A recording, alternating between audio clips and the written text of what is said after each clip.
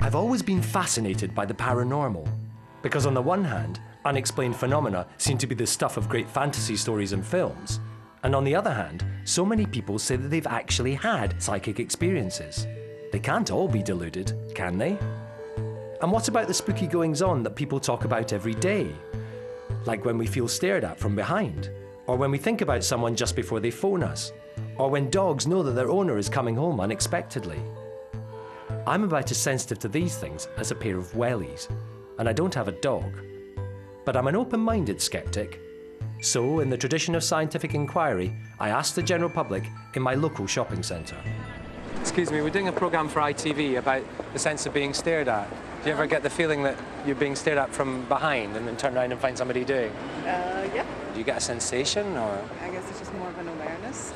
I can just tell sometimes when someone's staring at me. And I think that if you look at someone for long enough, maybe from across the room, they'll eventually look over in your direction. But I don't know whether it's a sensation as such or whether I just happen to look over at them and they're staring at me. Have you ever had anything like that? Oh, yeah, it's paranoia, isn't it? Yeah, sometimes you can feel it, can't you, in the back of your head? You can feel there's like an atmosphere behind you. It just feels like a pressure behind you. Your head goes hot sometimes. Is it a tingle, a heat, a pressure? No, it's just a sense. It's not like a physical feeling, it's more of a mental thing. They know when they're being stared at. If so many people experience these phenomena, couldn't this tell us something meaningful about human nature? So why is no one researching them? Step forward maverick scientist Dr. Rupert Sheldrake. Just because lots of people believe in something, of course it doesn't prove it's true, but on the other hand it doesn't prove it's false. If most people have noticed that they can tell when they're being stared at by others, why should anyone assume they're wrong? I mean, why not find out if they're right? In his latest book, The Sense of Being Stared At, Dr. Sheldrake lays out his theories about what he calls our extended mind. The standard view of the mind is that the mind is the brain. Mental activity is brain activity. It's all inside the head. I don't think the mind's like that at all. Of course, it's related to the brain, but I think it stretches out beyond the head, just like a magnetic field stretches out beyond a magnet. The easiest way to see how the mind's extended beyond the brain is through thinking about vision. When we look at something, in a sense, our mind touches what we're looking at. We can shift our attention, and the direction of our mind, the projection, shifts. There's a whole range of phenomena which science can't understand at present, which makes sense if the mind isn't all crammed inside the head.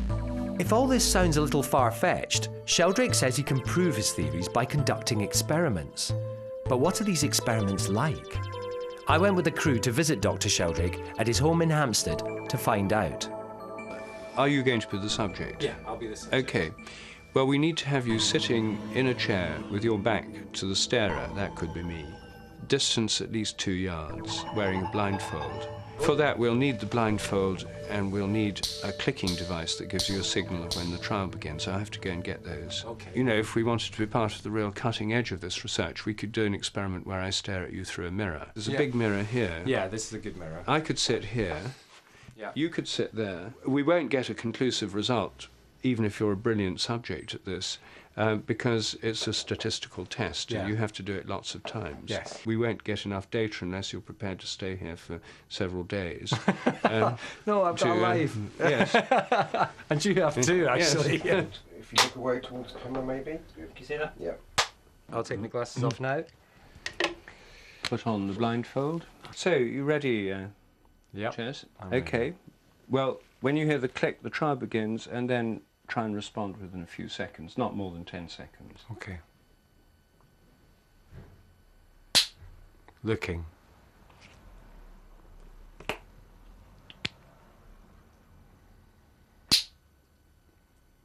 Not looking.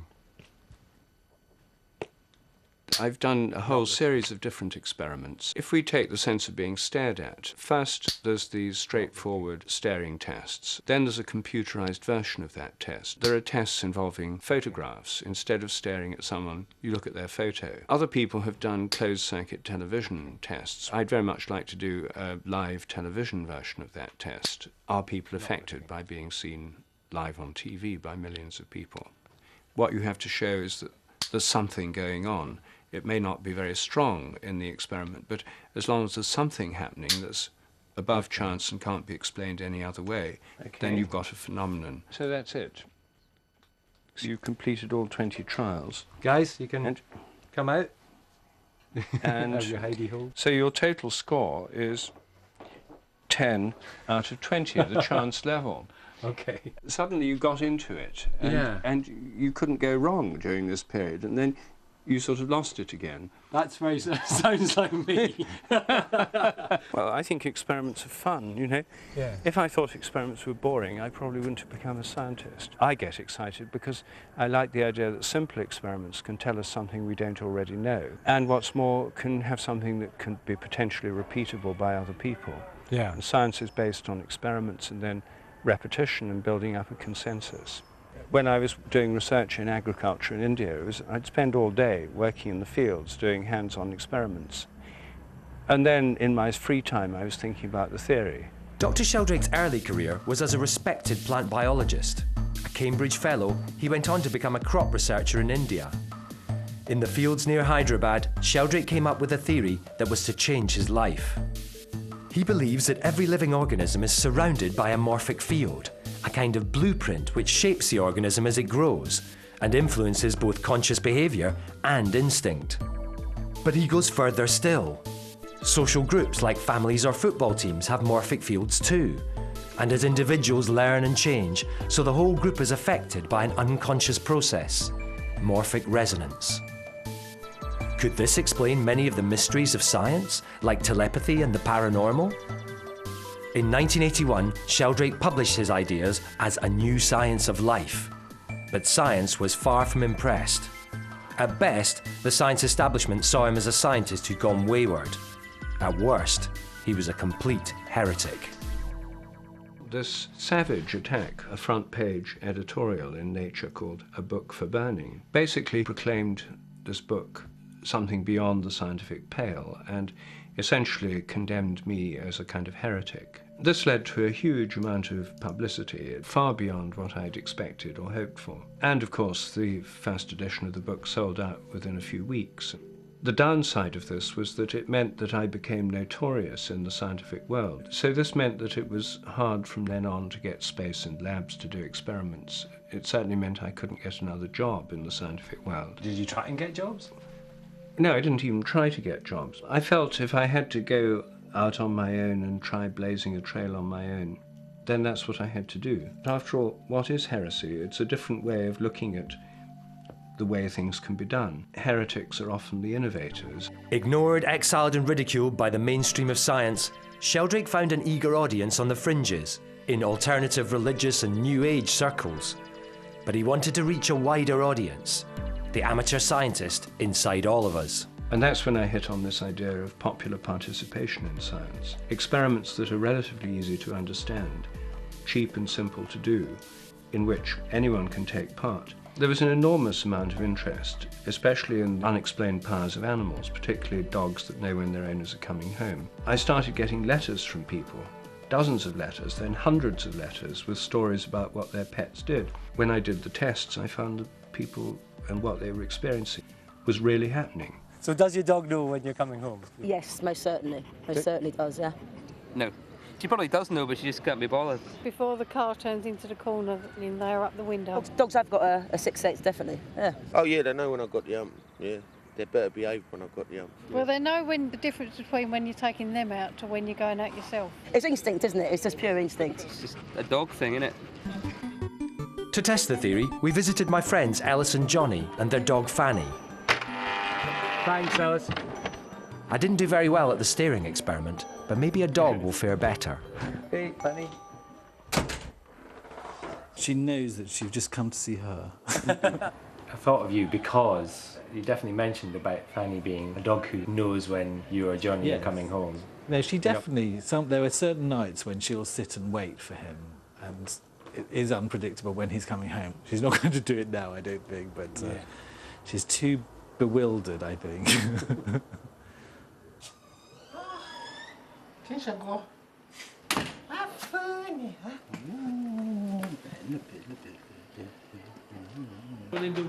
To the ball. To the ball. What we'll do is we'll mic you up, and then me and Ellis and Georgia will go 5 miles away. So we'll use this thing, and we'll be out, and we'll go. Okay, we'll see what the time is from where we are over there, and hopefully, at the time that we start coming back, the idea is that Fanny may know. See you later. It's like Challenge Annika with all these cameras. It's unbelievable. She senses when I have to go to holiday or even to work. And she starts to be very close to me, very attached. And if she sees me preparing the baggage, for example, then she becomes crazy. She wants to be sure I will take her. But it's not all the time that I can take her with me. Meanwhile, 5 miles away, a quick cuppa in Chiswick, and we're off. Okay, let's go home. So we've set off for home, but Fanny doesn't seem to notice. Come back in part 2 to find out if dogs really do know when their owners are coming home.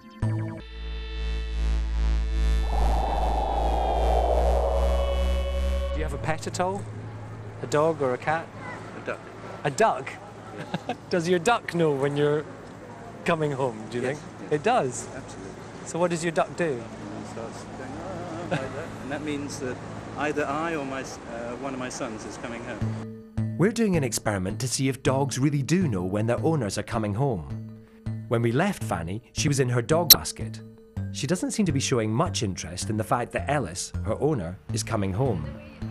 But as we approach the taxi to drive back, something interesting happens.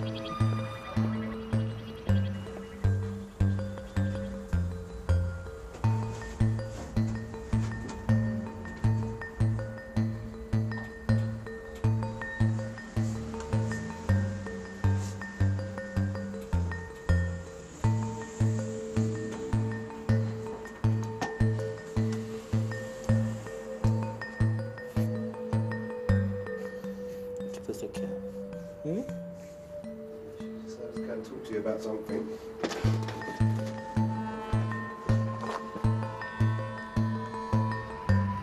For the whole of our journey back, Fanny paces up and down to the door.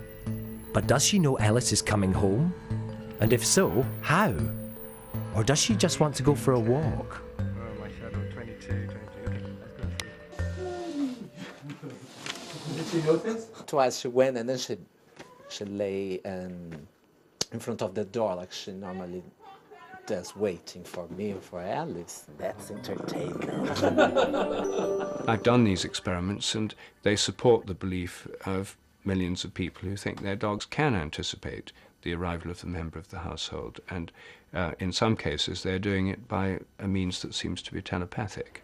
I went to visit my local vet. Does he think that dogs and owners have some kind of special telepathic bond? I think that the answer is much more subtle and much more interesting than that. Dogs and cats and you and I represent an unbroken chain of genetic material for 3.5 to 4,000 million years. The subtleties of the communication are unfathomable to us because it's just lost in a wealth of evolution. You really need to do sort of double-blind study and do it on a scientific basis. I wonder if it's not more coincidence than telepathy.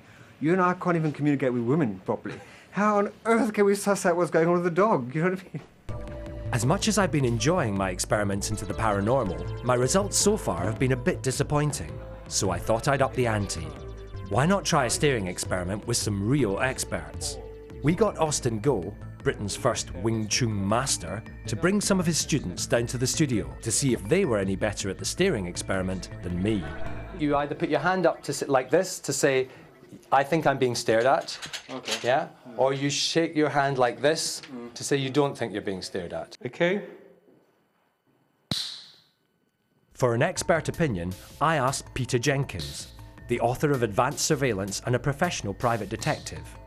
Has he ever noticed the sense of being stared at? If you're tailing somebody, you don't want to look at them all the time, in case they suddenly turn around, in case they get this sixth sense.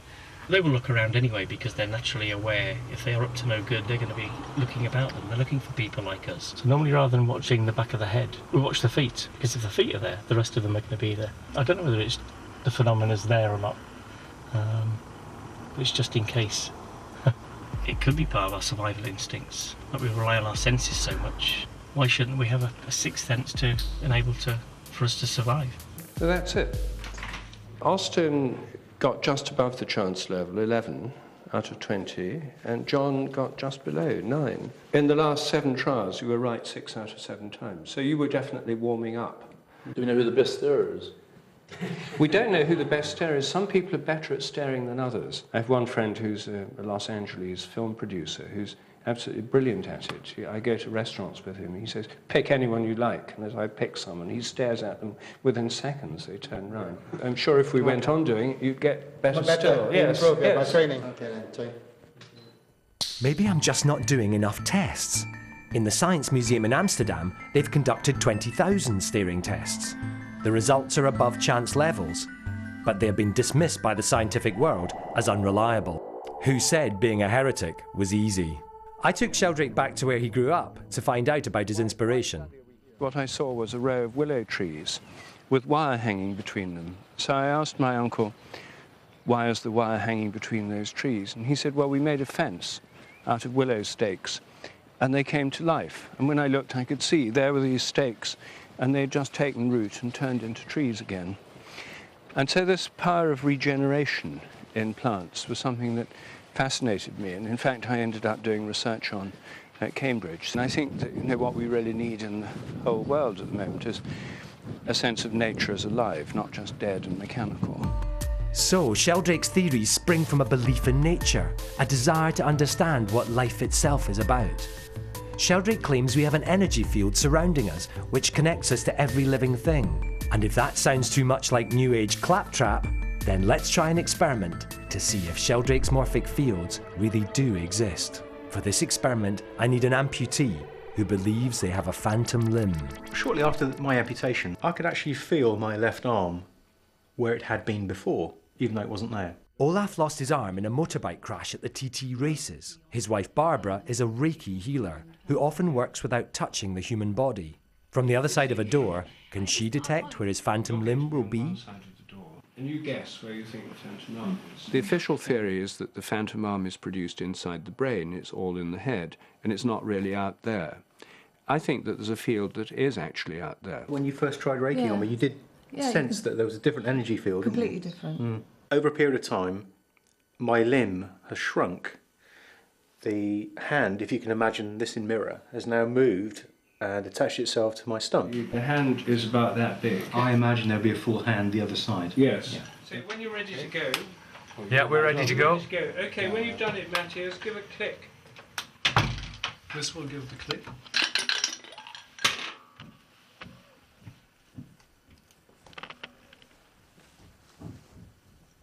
Sheldrake believes that the strongest forms of telepathy are between people with close bonds. Olaf and Barbara are husband and wife. But can she tell that his phantom hand is currently sticking out of panel number 6?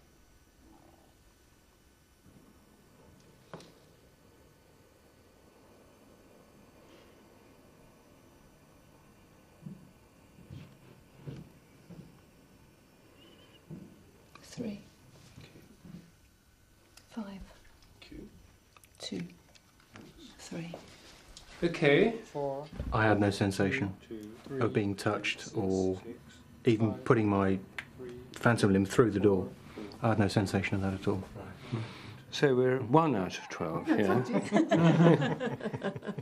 So what did you feel, Barbara? All I could feel was just too much heat here, and I thought it might be the lights. I wasn't able to distinguish. Do you do any subtle energy medicine or anything of that? Yeah, Anthony is an ex-soldier who is now a healer. He also works without touching the body. Will he fare any better than Barbara? Of the number, or your thoughts are elsewhere, like I want a banana? I'm not going to give you any clues. Okay, fine.